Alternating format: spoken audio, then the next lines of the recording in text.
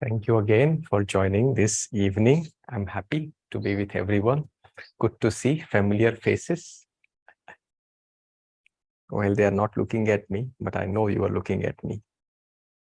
So I'll start with the reading. This is chapter 19 from Essence of the Bhagavad Gita, Knowledge and Wisdom.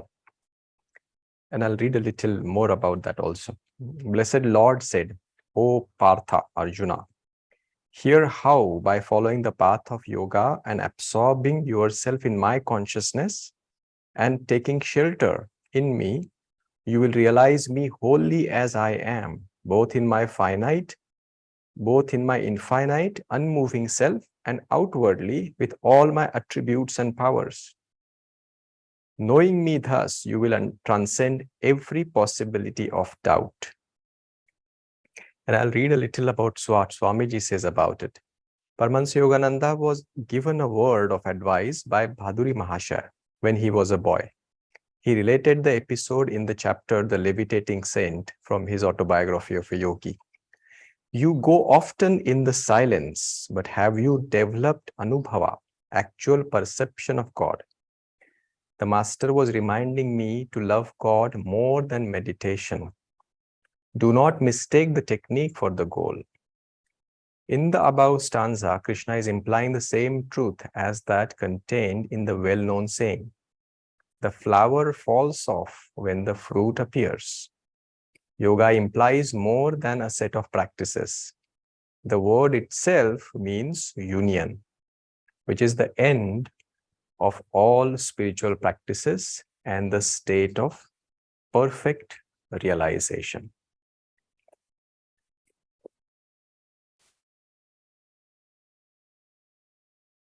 And I thought I will share a few thoughts around this particular topic. Difference between knowledge and wisdom. And again, I am preaching the choir here. Everyone that I see probably know more than what I have to share. But together, we will just try to see if we can dive a little further into that.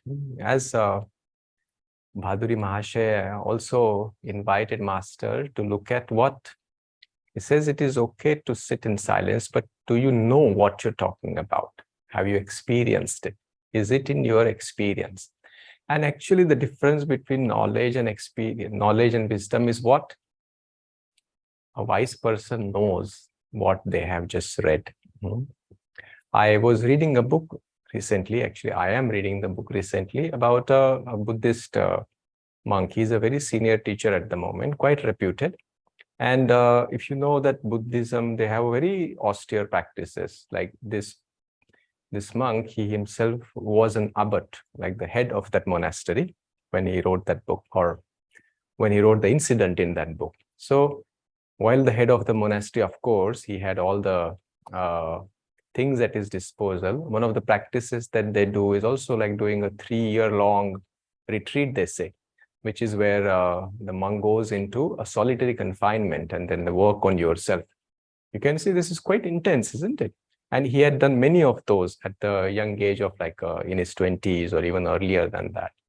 So one could assume, and he is the head of the monastery, isn't it? So one would assume that he has learned a few things or acquired some kind of a wisdom, isn't it?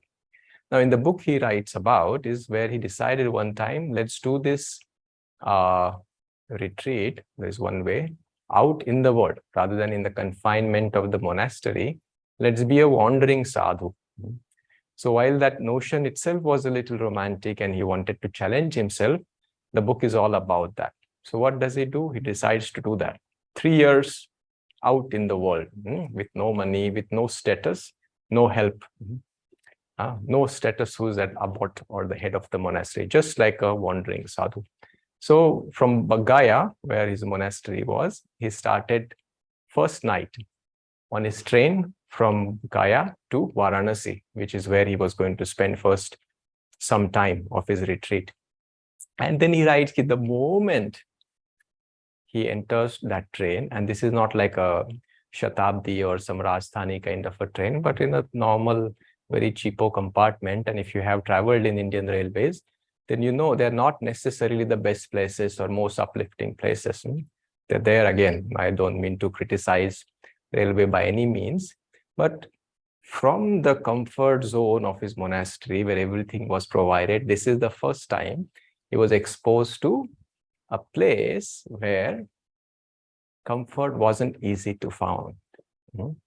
There was no place for him to sit because it was all crowded with people. There were strange smells of food and all sorts of things. It was hot and humid. A lot of people were shouting, and then a lot of noise was there. Everything which he has never experienced. And after he rise, after many years of practice, understanding what is our principle, we say ki joy is inside ourselves. It is not out in the thing or in situations.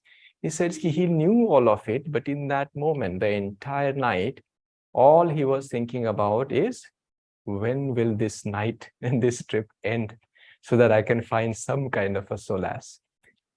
Again and again, he said, see, he's a senior teacher, so he was trying to remind himself again and again, see, it is not there.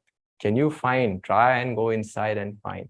But he said it was such a strong struggle that throughout the night, the only thing he succeeded is not stopping to struggle. And in some ways, it is a very humbling experience. I'll tell you a funny story about my own experience. We used to go to Rishikesh. I think some of you also might have gone there. And this was before I came to Ananda, and we wanted to go whitewater rafting. So we did that part. And as we come close to Rishikesh, there is a place where it's sort of a jumping spot where you can go on a small, it's not really cliff or anything, maybe 10 feet high or 12 feet high. And from there, you jump into the Ganga. So from the comfort zone of the boat, it seems like a very small jump, and everybody was doing it. So our guy who was taking us says, like, do you want to stop? I said, sure, yeah, why not? And then says, okay, go, and then jump. So yeah, sure, why not? So and then we went, and a friend of mine, Nitendra, some of you know him, and he went and he also jumped. I said, see, this is very easy. Then I followed him, and I sat there and looked down. I said, this is too down. This is too steep. From below the tray, from the boat, it looked very simple. And I said, no, this is difficult. But now I have said so many things about comments from the boat. That this is super simple. I can easily do it. I've done it many times and all those things, given like a gyan. And I wanted to do it also. And I remember I was sort of frozen in that state. Now, Nitendra is much more courageous, I would say, at least in that. He jumped, he came back, and he waited for me because it was my turn. And after like a few seconds, he said, are you going to jump? I said, not sure yet. Can I go? Please go. And there he jumped again. And then there I was frozen with, okay, God, give me some courage so that I can do. And I remember 2 times I went ahead and then came back. It's like almost there, but not quite. And there I was just seeing, the more Nitendra was coming, I was just going down and down. He was just coming. Can I go? Yes. And he was in a loop. Divine Mother had mercy on me that she didn't want to make a fool of myself. So on one, I still remember, finally what I did is I went there this 3rd time and I somehow closed my eye and I jumped. It took fraction of a second, maybe 1.5 seconds, no, half of a second before I remember my feet touched the water. But I still vividly remember that half second. I was desperately waiting for the water to arrive. And the moment I sort of just sunk into that water, finally, it is done. Nitendra asked me, do you want to go again? I said, no, done. I am quite happy. What changed? You see, this is so funny situation, but a situation which appeared so simple, but when I was put into it, it took every ounce of my courage for that long 10 minutes to gather it. And I felt it like an achievement. Difference between what we know, what we think we know, and what we actually know. Every time I pass now by that thing, I still see. You will see that if you pay attention. No? When you are even by the road, you can see that spot. Many people are jumping, and I don't make fun of everyone because I know what it takes to go there and then jump down. I have learned my lesson. And these are the lessons which actually make what we say to be true to what is actually true. And see, this is why I say all these things is in our teachings, there are a lot of things. When I started reading even Swamiji's Gita, I finished it in no time. I said, yeah, of course, it makes sense. It makes sense. Yeah, I like that thought too. And it just finished. And then the next book came, I again finished. I have a lot of things underlined because I like those words, the way Swamiji said, even the thought of it also. And good memory, I memorized many of those things. I'm telling people only to the extent when I realize that sometimes life brings us something where we have to see, oh, but this I have understood, but it is super difficult to practice. Just like it looks very easy, 10 feet isn't as high as I think it is. But the moment I was standing 10 feet tall, I said, like, this is not as small as I look also. And this is what changes from what inspire us, even the teaching that inspire us. It helps us to bring that to a grounding reality. And that is an essentiality of our path and practice, is what I wanted to say. I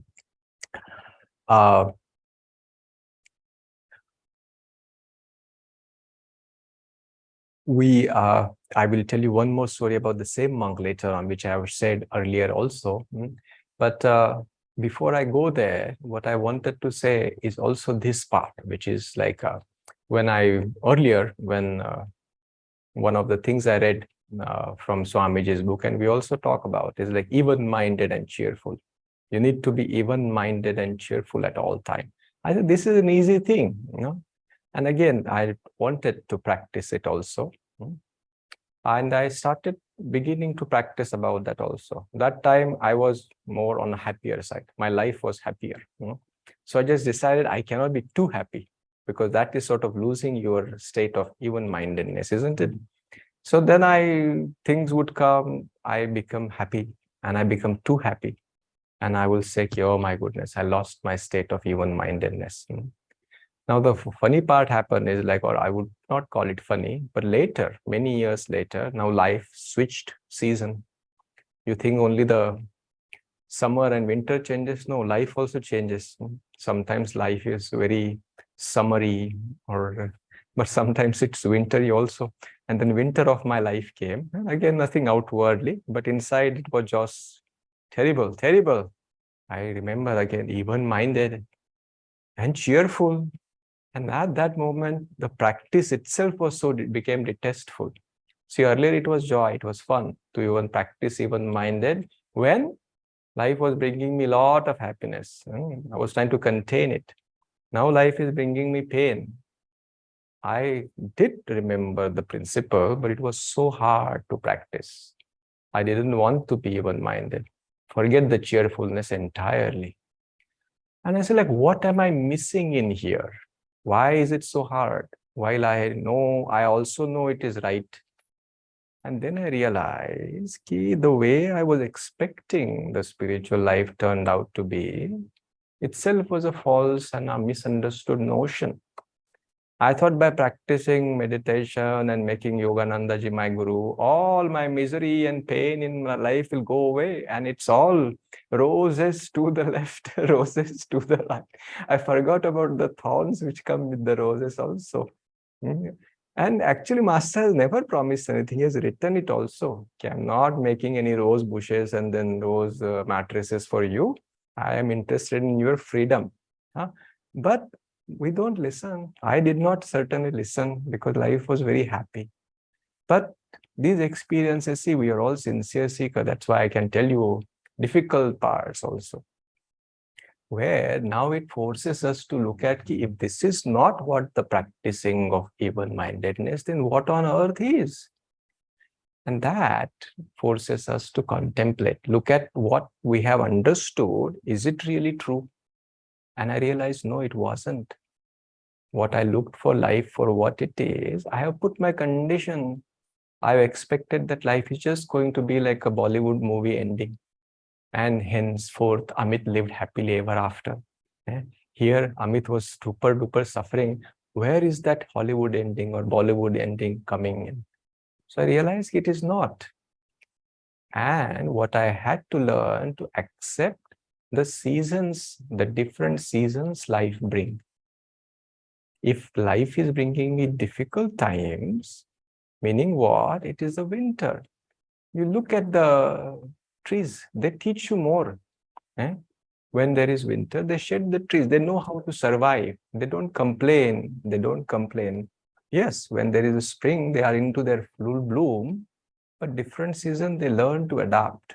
They have different ways to still not only survive, but thrive in that environment also. And same thing I realized I had to do also to accept life.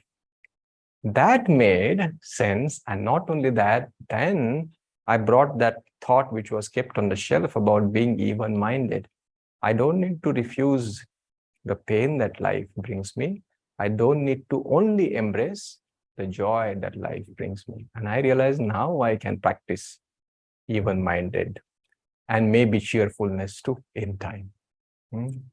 And this is, I think, one of the important parts. What I say is about this particular monk. We at times, knowledge to wisdom is a very individual journey. And I invite every one of you to undertake that. It is a supremely important, meaning what? Any thought you like, try to bring it into your experience. Have you developed anubhava? Because till that time, it just remains on the surface of inspiration. When you try to bring it in your experience, what happens? Sometimes your experience tells what you understood itself is wrong. Very beautiful. No problem with that. It refines your understanding of the teaching. It forces us to go one step deeper and to relook what I understood. Thank you. Thank you for correcting me. Only possible when we try to ground that thought. Okay, I want to experience what you are saying today. Master said, read 1 hour, write 2 hours, but meditate all the time. Meaning, if I have to translate it into our context, read it. You like a thought, write it down, make it your own, find ways to practice it. And throughout the day, find ways to practice it. It is going to tell you a lot and lot of things. We have to find the right battles to fight.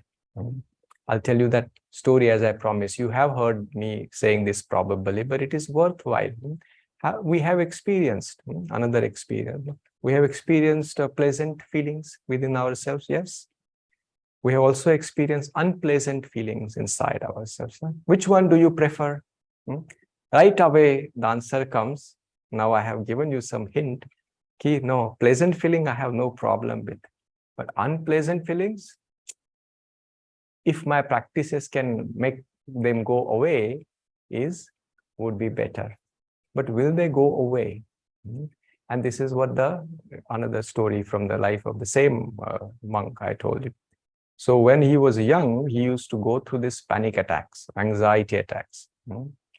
And just like us, who likes panic attacks? Anybody? Raise your hand, chat in the box. Nobody. For that matter, any unpleasant feeling, who invites them? Please come. Anger, I am waiting. I have created, there is a prasad, please stay for the prasad. Nobody is going to tell that. Joy, happiness is coming. Yes, yes, yes. Full 7-course meal we will pros to them. But nobody. And the same, this guy was also like that. But they will keep coming. So he went to his father and he asked him, Father, father was a meditation teacher. So how do I fix it? This is just, we taught meditation. I says, when the panic or anxiety comes, let it come. He said, what kind of a teaching is this? But he trusted his dad. He also was desperate to do something about it. So he sat in his meditation and of course, the anxiety, the panic came. And he says, let it come. Okay. And it actually came. So he went to his dad and said, Dad, I said the anxiety, you can come. And it came. I said, what do you mean? If you call it, it will come, no? Isn't it? He says, but I don't want it to come. I says, no. What kind of an invitation is this? Let that panic come. You welcome. Just like you welcome the pleasant feelings, welcome the panic, welcome the anxiety. He was still not convinced, trusting his dad, he went meditation. Anxiety came. He said, well, anxiety, you came, please come. You are welcome. And after some time said, if I welcome you, you will go in some time, right? Then obviously anxiety didn't go anywhere. You know? He went to father and said, like, I did everything that you said. This time I even welcome the anxiety and it still didn't go. And then dad was like, what kind of a guest are you? Host are you? Sorry. You welcome someone and ask them to go right away. Let her stay as long as she wants. He still didn't quite understand, but he practiced. He said, my father says, I'll practice. So this time he says, dear anxiety, you are here. You are welcome. You can come, you can stay as long as you want. And anxiety stayed. As long as she wanted, she stayed. After some time, she left. And then, so in that process, he experienced all shades of how he experiences it. Didn't become any more comfortable. Anxiety, of course, didn't turn into joy. It remained an unpleasant feeling. What changed? What changed is his resistance to accept what was there inside. See, all of us, we have this body, meaning what? There is a proof that there is something that needs to be worked on. There are vrittis inside ourselves. What is the big deal? Is there a news? And at times, something is going to trigger it. Trigger it meaning what? It is going to cause some unpleasant sensation within ourselves. So what is our choice when that happens? We experience it. We endure it. We cannot resist it. We cannot deny it because it is what is happening in that moment. We don't need to we can invite that unpleasant experience in our home, but we don't need to give our chabi or the full control of that to our home to that pleasant. But the more we resist, the more it persists. This is another important part that is, see, we have to fight the right battles. What is the insight here? Let accept life for all shades that it brings. Let it be the summer, let it be the spring, let it be the winter. Under all circumstances, I can be as welcoming guest and a artistic guest so that I can deal with all situations as and when they come. So with that, I will take a pause. And I invite all of you, you have a very nice Sangha there. It is growing, big place you have. So using this opportunity to create practice possibilities. Like as we come here every Thursday after Thursday, find something, claim yourself. This is what I understand. And I'm going to bring that to the practice now. And if you're lucky, you will fail. And in that failure lies the key to the deeper wisdom, to what Master is trying to say and teach to us through all these unlimited writings and his words. Om Guru.